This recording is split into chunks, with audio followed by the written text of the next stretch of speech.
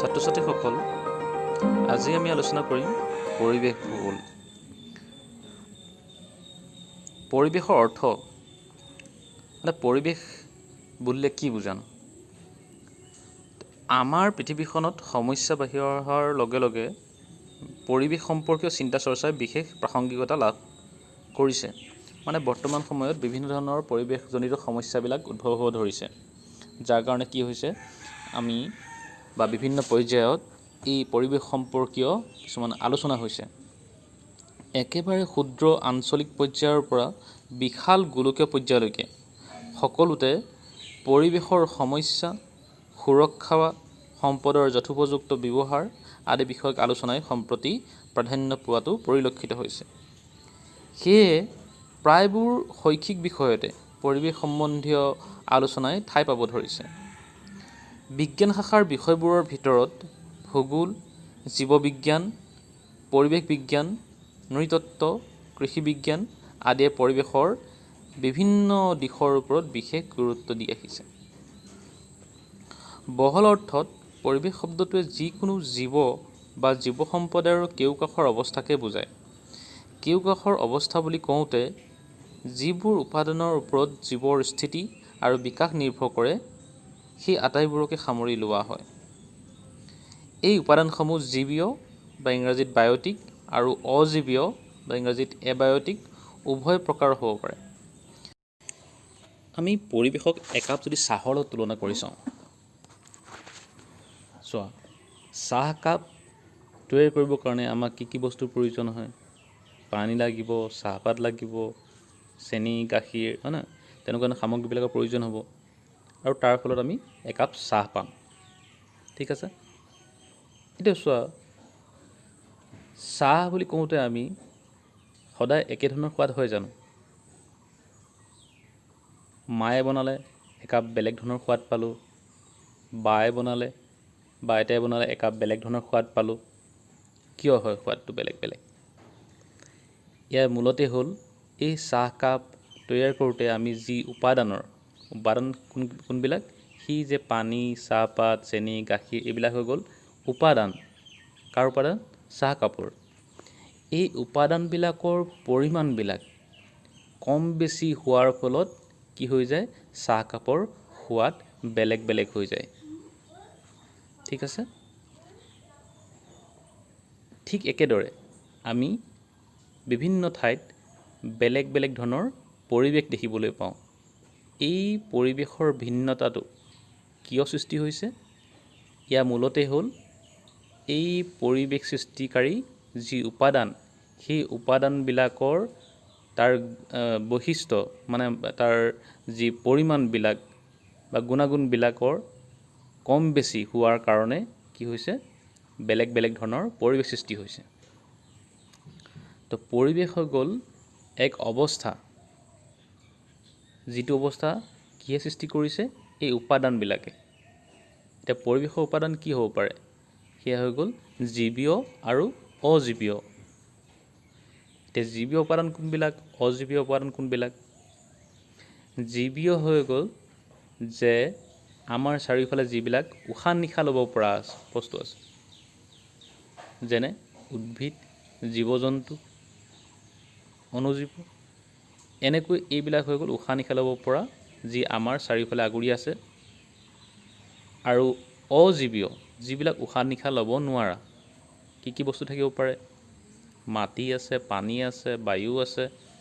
এনেকৈ এই গোটেই যি জীৱীয় আৰু অজীৱীয় উপাদান, এই সকলোবিলাকে লগ লাগি বেলেগ বেলেগ স্থানত বেলেগ বেলেগ অৱস্থাৰ সৃষ্টি কৰিছে আৰু তাৰ ফলতে আমি বিভিন্ন ঠাইত সুকীয়া সুকীয়া পৰিৱেশ দেখিবলৈ পাইছোঁ।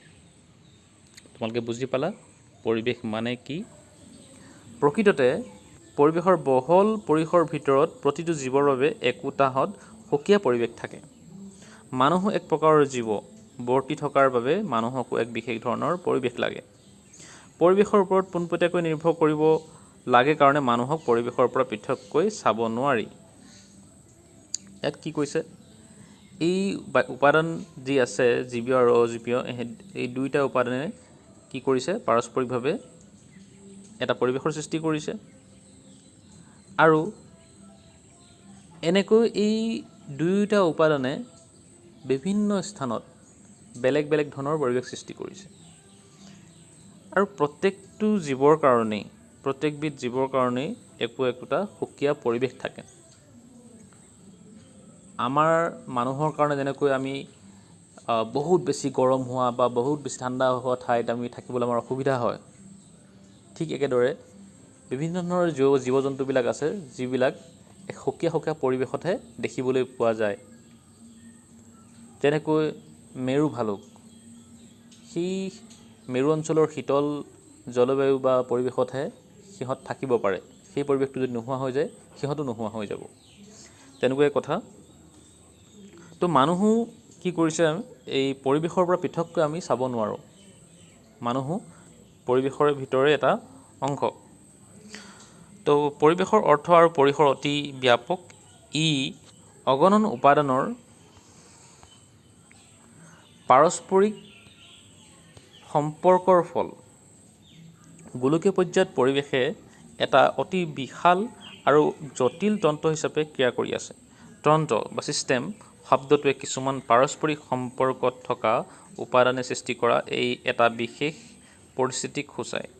পৃথিৱীৰ পৰিৱেশতন্ত্ৰ অসংখ্য জীৱীয় আৰু অজীৱীয় উপাদানৰ আন্তঃক্ৰিয়াৰ যোগেদি সৃষ্টি হৈছে। তাৰমানে যিটো আমাৰ এনভাইৰমেণ্টেল ছিষ্টেম আছে, পৰিৱেশ তন্ত্ৰ আছে, সেইটো কি হৈছে, অসংখ্য জীৱীয় আৰু অজীৱীয় উপাদান আছে যিবিলাকৰ পাৰস্পৰিক সম্পৰ্কৰ দ্বাৰাহে এইবিলাক সৃষ্টি হৈছে। পৃথিৱীৰ এই বিশাল পৰিৱেশতন্ত্ৰৰ ভিতৰতে প্ৰতিটো অঞ্চল বা প্ৰতিখন ঠাইৰ নিজস্ব পৰিৱেশ অন্তৰ্ভুক্ত হৈ আছে। ইয়াৰ অৰ্থ এয়ে যে ভূপৃষ্ঠৰ সকলো ঠাইৰে পৰিৱেশ পৃথিৱীৰ বিশাল পৰিৱেশতন্ত্ৰৰ একোটা অংশ মাথোন। আমাৰ পৃথিৱীখন যদি আমি চাওঁ তেতিয়াহ'লে এটা বৃহৎ ডাঙৰ এটা পৰিৱেশতন্ত্ৰ হয়, আৰু তাৰ ভিতৰতে সৰু সৰু কিছুমান এনেকুৱা ধৰণৰ আমি সুকীয়া সুকীয়া পৰিৱেশ দেখিবলৈ পাওঁ। আৰু এইবিলাক সকলো লগ লাগিহে এটা পৰিৱেশতন্ত্ৰ সৃষ্টি কৰিছে।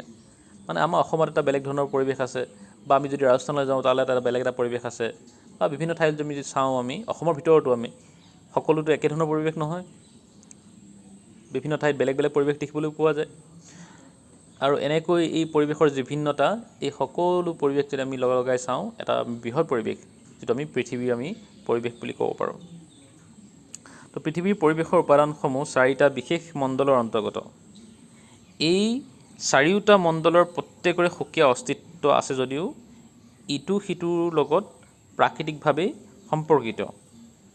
মানে আমি এই পৃথিৱীৰ যি আমাৰ পৰিৱেশৰ উপাদানসমূহ আছে, আমি সেইকেইটাক আমি কি কৰিছোঁ, 4টা মণ্ডলত ভাগ কৰি দিছোঁ।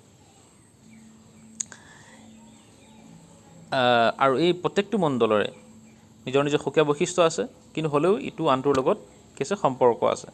তো মণ্ডলকেইটা হ'ল স্থলমণ্ডল, জলমণ্ডল, জীৱমণ্ডল আৰু বায়ুমণ্ডল।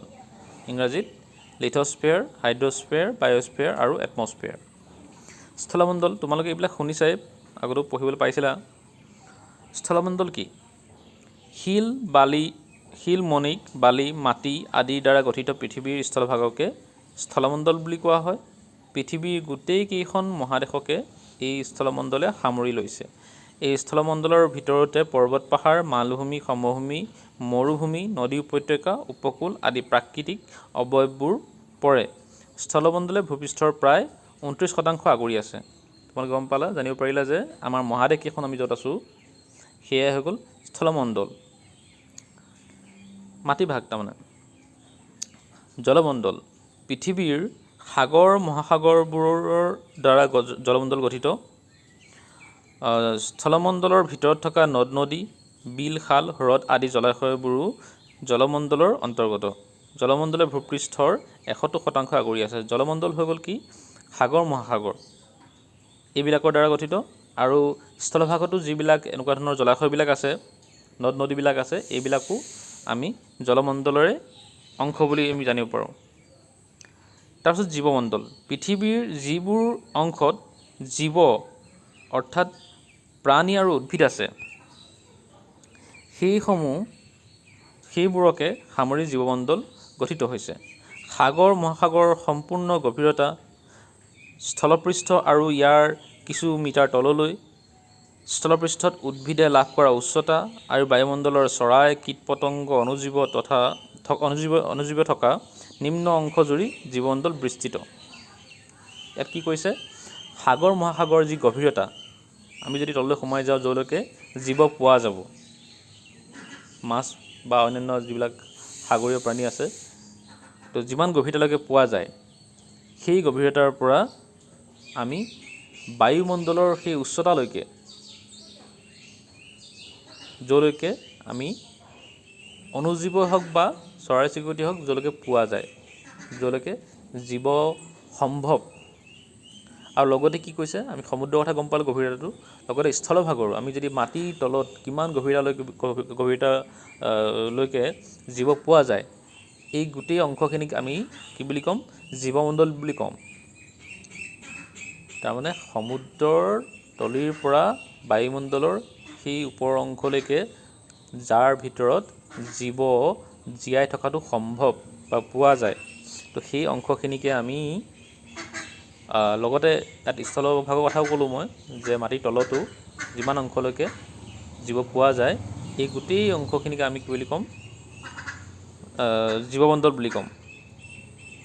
পৃথিৱীৰ এই বিশাল জীৱমণ্ডল কেইবা নিযুত জীৱ প্ৰজাতিৰ বাসস্থান। তাৰ ভিতৰত এতিয়ালৈকে প্ৰায় 1.75 নিযুত জীৱ প্ৰজাতি বিজ্ঞানীসকলে চিনাক্ত কৰিবলৈ সক্ষম হৈছে। 1.75 নিযুত। হোমো চেপিয়েন্স বুলি জনাজাত মানুহ হৈছে ইয়াৰে এটা মাত্ৰ প্ৰজাতি। চোৱা কিমান প্ৰজাতি আছে দেখিছানে জীৱ জন্তু, তাৰ ভিতৰত মানুহো এটা প্ৰজাতি মাত্ৰ। তোমালোকে ছবিখন দেখিছা, জীৱমণ্ডল, বায়ুমণ্ডল, স্থলমণ্ডল, জলমণ্ডল, পাৰস্পৰিকভাৱে সম্পৰ্ক এইটোৱে সেইটোৰ লগত। বায়ুমণ্ডলৰ বিষয়ে তোমালোকে আগতে পঢ়িছাই।